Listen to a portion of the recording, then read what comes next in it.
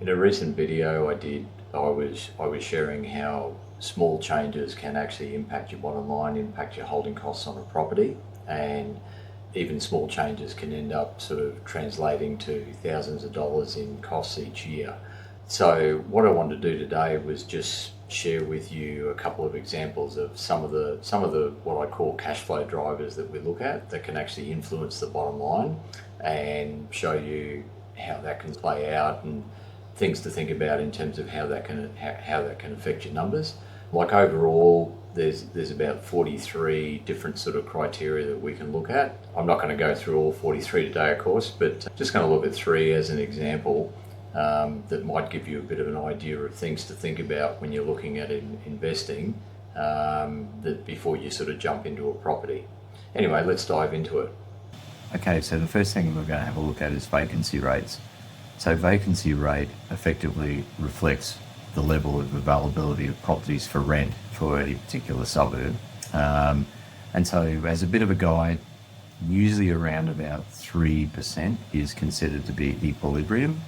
So below that, below 3% is considered a fairly tight rental market, particularly if you get down into the sort of 2s and 1%.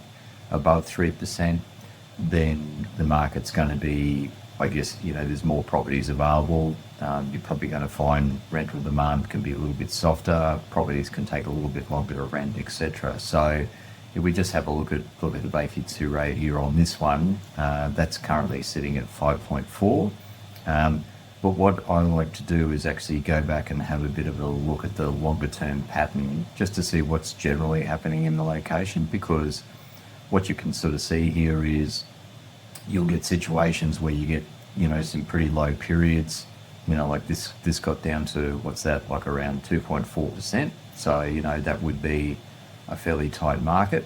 But then we can see that not long after that, it's ended up at 7.7. Now it's sort of dropped back down to that, 5.4, what we said. So it's had a bit of a cycle there, and obviously it's had some fairly sort of steep sort of vacancy rates as well. So what I tend to look at is how is that market performing long term, in terms of, is it consistently sort of sitting around that 3 or below, or has it got periods where it's above or below that? And the main reason being, obviously, if we were just looking at a point in time in this data and we just took out, you can imagine if we went back a couple of years and we were just looking back here, we'd be going 2.5. That's a pretty good number if we looked at that in isolation. But obviously, if we went back and had a look at the history, we're going, okay, this area's got a history of some fairly high periods as well. So that might be a cause, not necessarily for concern straight out of the gate, but obviously something you might want to look at a bit further. And then, I guess the impact of this, and, why is that important and how does that relate back to holding costs? So generally you're going to find that in areas where the vacancy rates have crept up, then obviously, rental demand can be a bit softer. There's more properties on the market. And if we just scroll up here and have a look, so this is the median rent for that area. And you can see basically, what's that, since about, July, August last year, it's basically sort of flatlined. So it's sitting around that $600 mark, and it's been sort of sitting there for a while. So there hasn't been a lot of scope to increase rents. And even if we look below that, there was another period there where it was pretty flat as well. So, not that that's bad in itself, but I guess what it's sort of showing is in those sort of markets where you've got a bit higher vacancy rates, obviously things can sort of flatline for a while. Your properties can sit on the market a bit longer, and then these are all the things that could potentially contribute to your holding costs sort of creeping up. So that's the first one that I'd have a look at. Next one we'll have a look at is basically flooding. So we just scroll down here and we turn on the flooding button, and I'll just get rid of that. So we sort of peel out a little bit.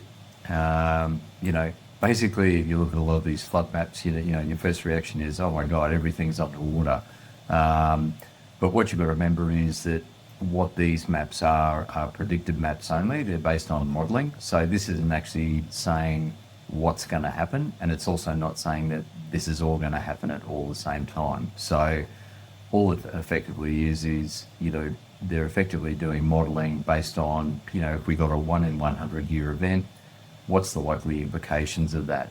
And like obviously you can see, like there's, we sort of zoom in, you can see, there's obviously a lot of houses here that could be affected, etc., from flooding. So just to sort of give you some perspective while we're on that topic as well. So the darker areas is typically what's classified as, it'll be like your riverine type flooding.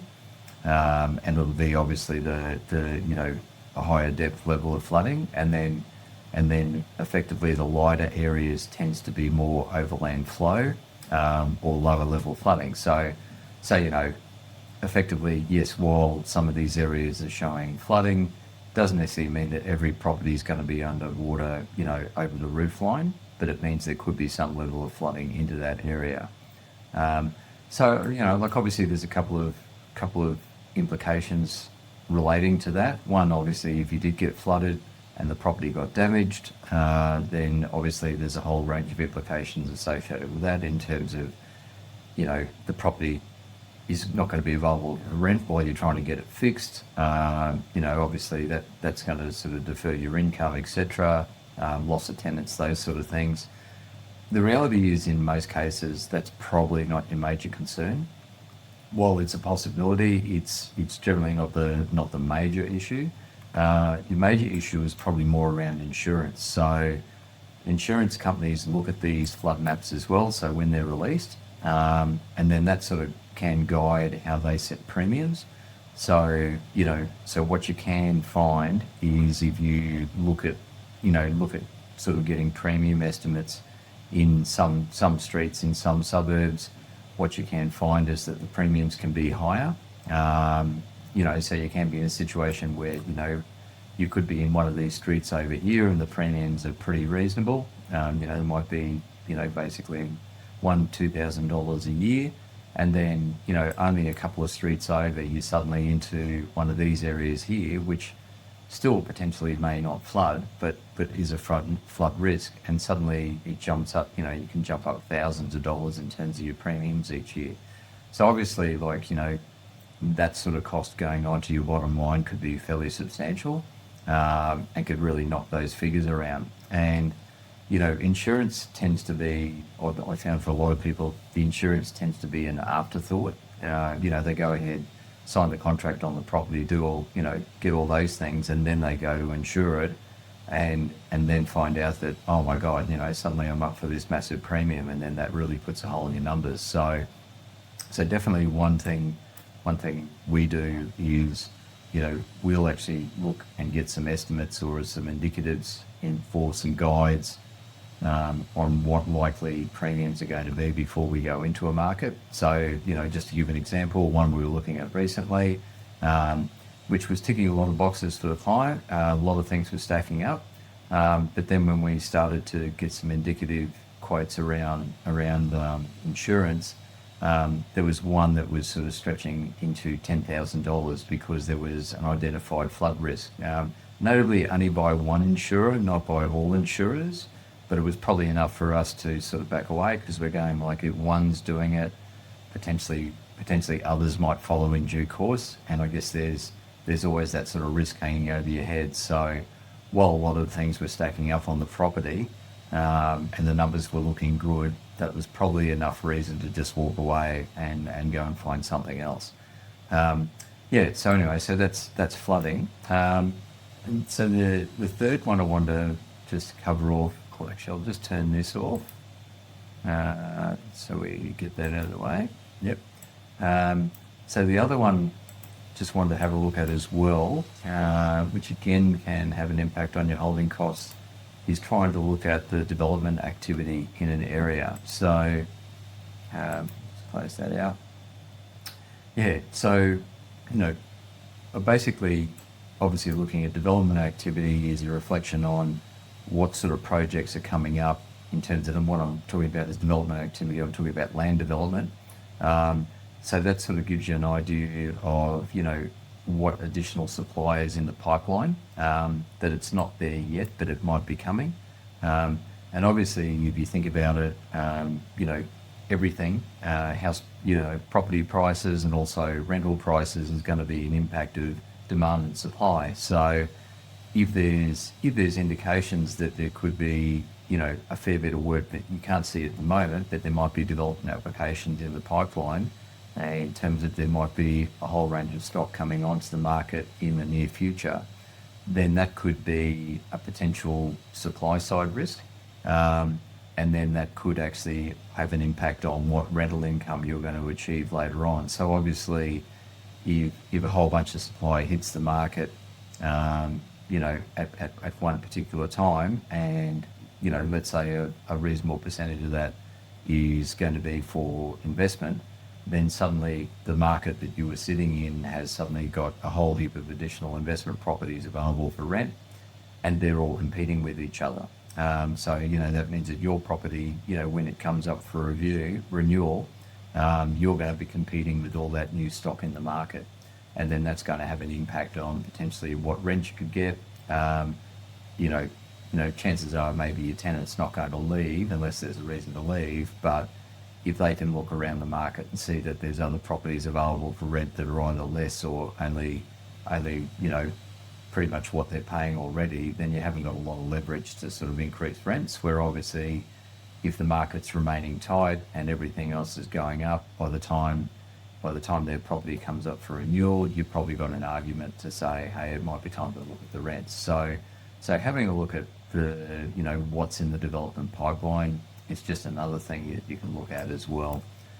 So like I mentioned, in terms of looking at effectively cash flow drivers, which are the things that impact your bottom line on your property, there's basically about 43 that we have in our checklist currently that we can sort of look at. Now, not all of them are going to apply in all circumstances, so I'm not saying like every time you're looking at all 43.